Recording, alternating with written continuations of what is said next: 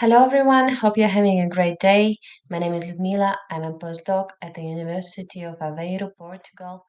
I will present today on my behalf, on behalf of my supervisor, Maria Helena Araújo. The name of the presentation is Multimodality and Plurilingual Computer Assistant Language Education, and we will talk about it as a bibliographic review. The structure of presentation is a classical one. We will talk a little bit about the reasons for the study, the theoretical discussion, methodology. We'll concentrate on the results and conclusions. So what are the reasons behind these studies? Why plurilingual perspective? So first of all, it is connected to my personal research journey as my PhD was connected to the informal learning of English. I finished my PhD in the University of Pompeu Fabra in Barcelona, and at first I was very concentrated on understand how um, adults learn languages in the digital world, and I had this perspective of how they learn a target language, in this case English. And you can see the first paper on this is Bronies Learning English in the Digital World. What does it mean? It means um, maybe they participate in different communities of practice in the fandom, um, maybe they watch TV shows that they're interested in, and so on. However, what I found with ethnographic perspectives, engaging with these adults in the digital world, that they not only learned English, they actually engaged in transcultural discourses and plurilingual communication. You can see it in the one of the last papers that I published based on the thesis, transcultural literacies in online collaboration. So this study is part of the postdoctoral project MultiVid, multilingual video use for plurilingual education at university level, which kind of combines both of the perspective of computer assisted language learning and plurilingual perspective. We kind of want to understand what students do online out of the school, if they engage in plurilingual practices, and how we can connect them to the classroom, to the language classroom. And so for this, we made this bibliographic review. What do we mean when we are talking about plurilingual perspective? So first of all, it is not centered only on the target language, on the learning of the target language. So we are thinking about of some plurilingual competencies. For instance, to develop abilities and attitudes connected to the use of different languages or language varieties to succeed in communication. What does it mean? It means that we are thinking about communication, not that it is not necessarily has to be made in one target language, and the students had to have the abilities to engage in plurilingual communication when they have to use different languages or different language varieties, that it is part of learning a language. We also think about the idea that as teachers, we have to help the learner to build not only the identity of a language learner, but an identity of plurilingual speaker that have a plurilingual repertoire and can engage and in different kind of communication and interaction and use this plurilingual repertoire. So how we understand computer-assisted language learning, we right now presenting this broad definition, which talks about discovery, selection, use, and evaluation of language learning activities that drop on technology. We also will talk about computer-assisted language learning in terms of using not only technological resources but digital environment in general. There is also another motivation for this study, which was a theoretical motivation. So I was really inspired by the work of 𝘊𝘮𝘭𝘪𝘮, who made an also a bibliographic analysis, but only of the call journals such as Calico, Recall, and so on. And what they found that there is a monolingual bias in these journals. So they mostly um, focused on the target language and are not targeted on plurilingual skills or multilingual environment. And I think it is very interesting to kind of focus on these plurilingual call studies um, in this symposium, um, which is based on second language multimodal literacies, and to think about how multimodality could be connected to this plurilingual perspective and how these studies, which include this plurilingual perspective, kind of think about multimodality. Um, Also, 𝘊𝘮𝘭𝘪𝘮 talks about plurilingual turn. So if there can be a plurilingual turn, or if it is already happening, if we can talk about some part of call, which is combines computer-assisted language learning and multilingual perspective. So there are some other studies that actually talk about plurilingual perspective and call. For instance, the study of Ortega, who talks about the need of combining the issues of digital technology and multilingualism and social justice. There is also an increasing amount of studies with plurilingual perspective in digital wilds, the perspective I'm coming from, and there is also this interesting idea of that multimodal communication is embedded into linguistic and cultural diversity. So we can look at multimodal communication together with linguistic and cultural diversity, and in digital environment, it is kind of indicating this multilingual call. The objective of the study is to characterize how multimodality is connected to multilingualism in call studies in formal and informal learning settings. So the methodology is based on the scoping review methodology, as we are talking about an emerging field, and our kind of research question and objective is very broad, and one of the things that we want to do is kind of mark this field. So 9 different searches were conducted through Scopus on the last 10 years papers. These were some of the keywords: multilingualism, plurilingualism, multimodality, call. We also included the studies with the snowball techniques and some of the colleagues' research to find more studies. So this is the inclusion criteria. Um, use of several studied languages, use of heritage languages or language variations, and activations of native languages maybe. So how these call studies are connected to plurilingualism. We also the inclusion criteria connected to the availability for us. So there are not a lot of chapters in this data set. And the coding of publications consisted of year, country, context of the study, learning settings, type of research, language learning outcomes, connection between multimodality and language learning. So here is the data set. This is all the papers that were found in Scopus database.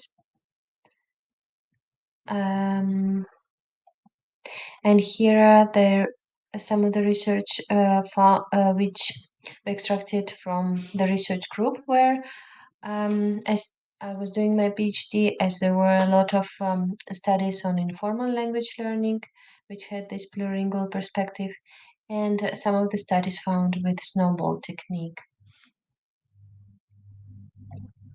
So coming to the results section.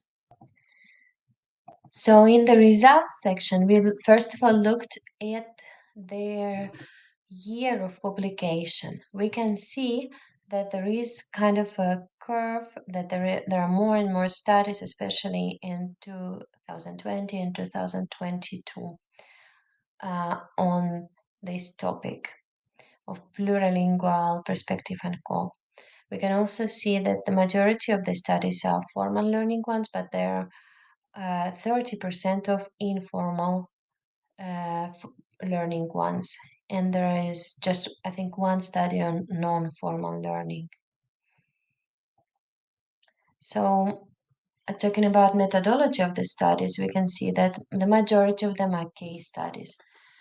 Some of them has ethnographical perspective. There is some corpus analysis and survey. So the case studies are mostly um,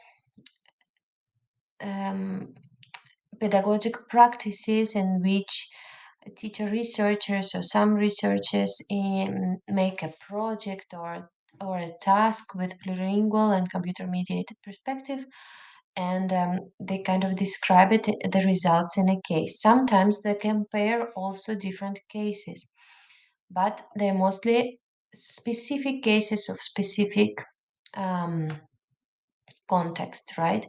Ethnographical perspective was prominent in the informal learning studies as well as corpus analysis. As an informal learning, a lot of the studies, the analysis, some chat, social media interaction, and so on. And there was only one survey.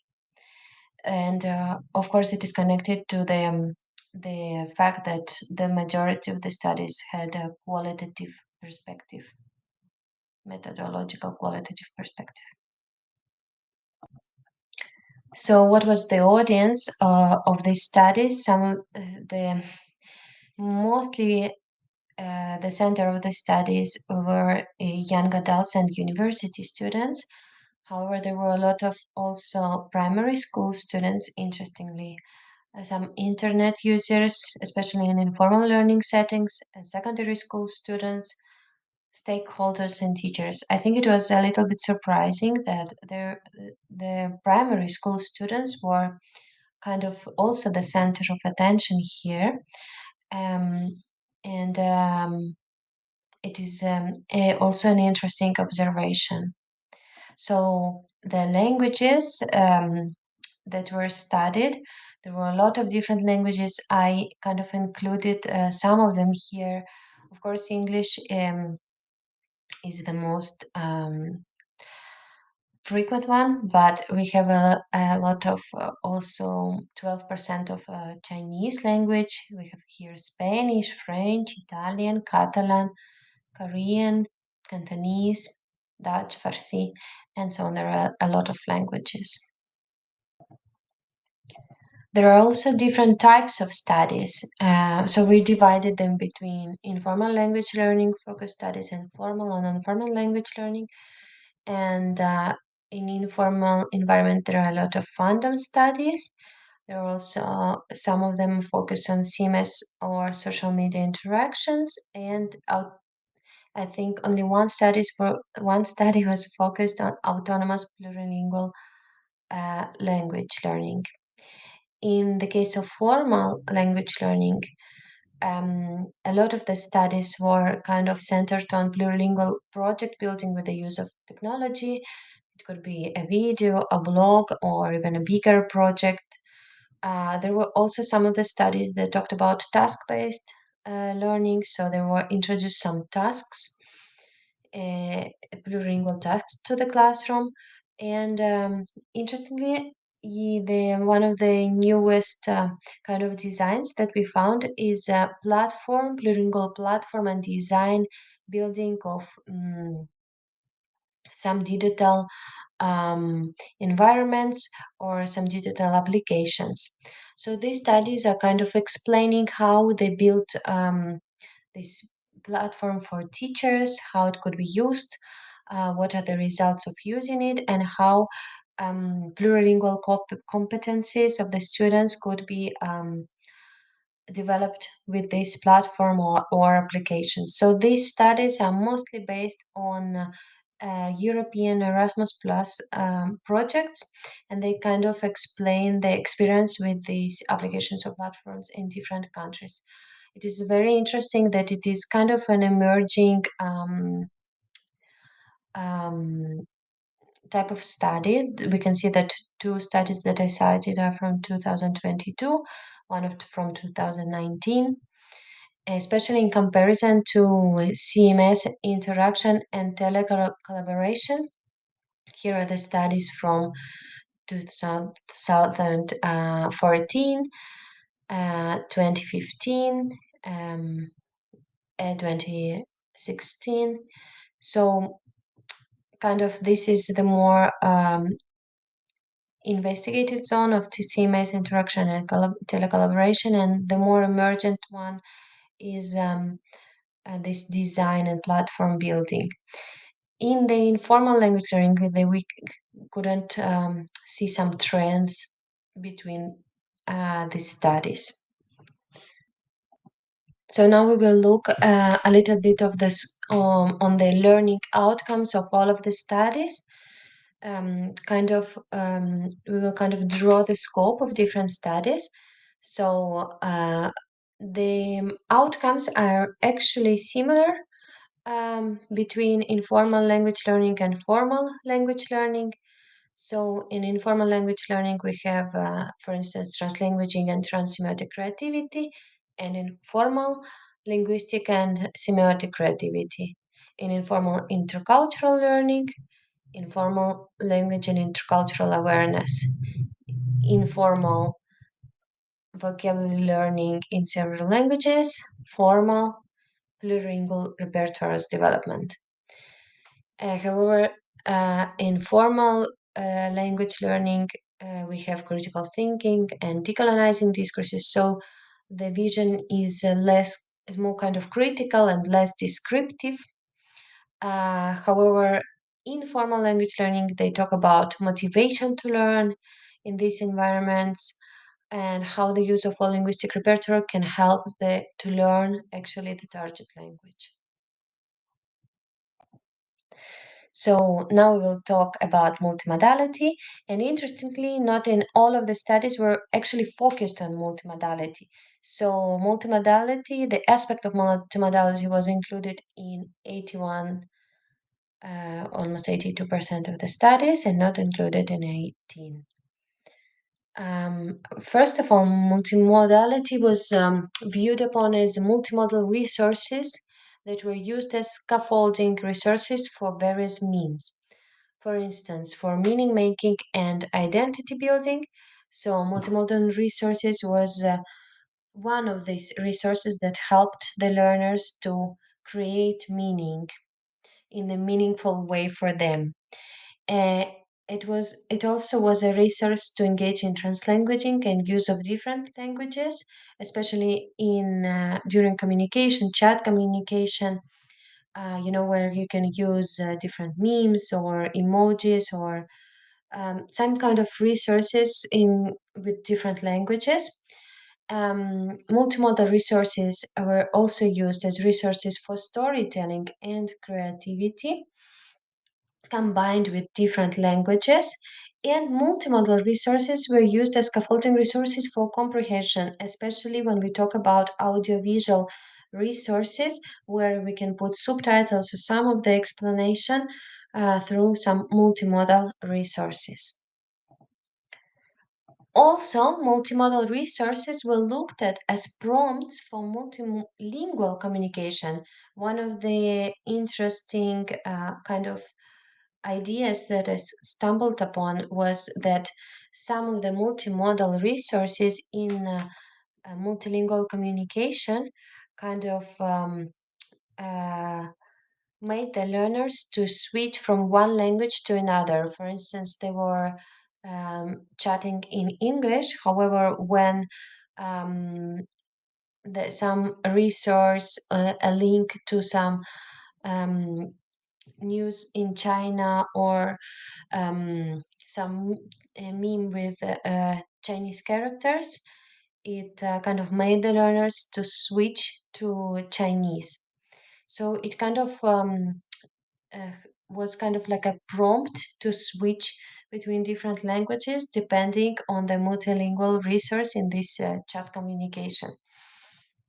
So it happens in several studies, and multimodal resources were also used as prompts for comprehending and explaining in several languages, as multimodal resources, images, and videos can help the learners to explain some parts or to kind of be critical of um, some material and have some deeper understanding of it. So we are coming to the discussion and conclusion section. So how does the recent research contributed to the plurilingual turn of call, if there is one? So we have seen the active use of digital resources as modes of multilingual and multimodal expressions. Which means that a lot of students use digital resources in communication, in collaboration